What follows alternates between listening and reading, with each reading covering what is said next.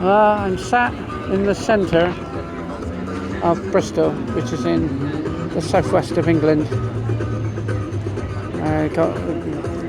I am originally from Bristol, but this is something that I haven't seen before. They got these stalls here.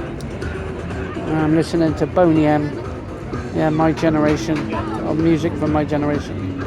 And I'm sat thinking about the developing situation in the Middle East, the Strait of Hormuz. You see, when I speak to people about it, they say, "Oh, the price of oil's gone down now." No, it hasn't. The price of oil has not gone down. The price of physical oil is still between $130 to $160. What you've seen drop is what's called traded oil or paper oil. And what that is how to describe it?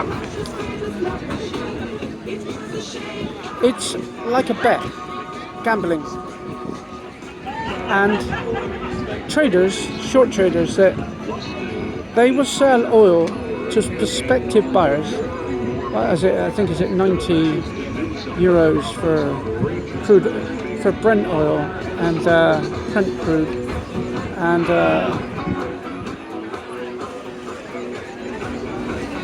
the normal oil I think it's $81 a barrel. But what that is, it's a future contract. So you want 600,000 barrels of oil, for example. So what you do, you buy this, you take the contracted oil, but you don't take delivery of it until June. You got that?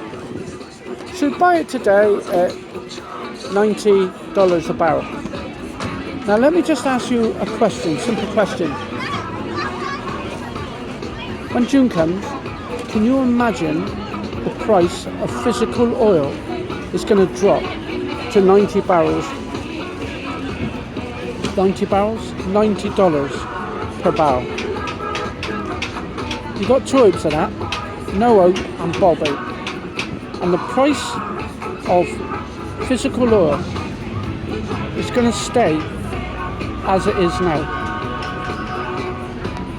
Even if the Strait of Hormuz opens and everything passes through peacefully, it's still going to take months and months before any semblance of normality, and in fact it can never go back to how it was now. You've got refineries that are going to take years to be repaired. The damage is permanent. You got that? So those that have sold the oil contract at $90 or $81, they have to fork out the difference when the contracts come due in June. You got that? So if it's $150 per barrel, the physical oil in June, so they sold it at 81, so that's $69 for 600,000 barrels of oil. Assuming that somebody has contracted to purchase 600,000, 300,000, whatever. They're going to be broke. They're going to be broken. They're finished. But what's the bet? They get bailed out. Because right now some of us are suspicious. Well, more than suspicious that the markets and the traded price of oil has been forced down. So that I suspect that the US Treasury Department, along with their lackeys, have worked together to create an illusion. It is an illusion, an economic illusion that everything is fine. Nothing is going back to how it was. You've got to let that sink in. And we are actually not on the end of the storm. We're at the financial storm. We're at the beginning of. They're on the edge of the storm. the full consequences of this blockade and the war with Iran is still to be felt by the world's economy. And many are now predicting a second Great Depression. Well, you think in 1929 some traders started selling shares at a lower value, which sparked a panic which almost ended the world. 1929, World War II. And the end result of all of that was 2 atomic bombs on Japan. Post World War II, the State of Israel was formed. 1947, the United Nations voted to create 2 states. One of the states accepted the vote. The other state went to war. 5 Arab armies tried to wipe out the Jews. The Jews were vastly outnumbered, but they defeated the Arabs, so they sued for peace. And since then, Jordan controlled the West Bank and Egypt controlled Gaza.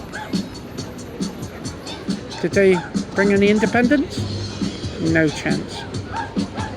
And so Israel had to cope with various terrorist regimes, the PLO, to mention one, and Hamas, which was financed by Iran, Hezbollah, the Houthis, other terrorist groups in Syria, and the October 7th massacre really lit a fire that is now spread around the world. Yeah, so it's not old news anymore. Yeah, whenever you read any commentaries about the current situation, extremely rare that they'll mention October 7th. October 7th, the war against extremism, religious extremism, which led to ceasefire, and then Iran was bombed, a 12-day war, and after that the financial problems escalated, which led to the traders in Tehran taking to the street and protesting, which sparked a process of millions of people. Yeah, all Mossad agents, yeah, of course they were. And the Tehran market stall sellers, yeah, they were all Mossad agents, that's right, yeah, and they took to the streets. Prompted by Israel and Mossad, that's right, yeah, they did, yeah, well, of course they did. And all the millions of people that took to the street, yeah, Mossad agents, yeah, all of them.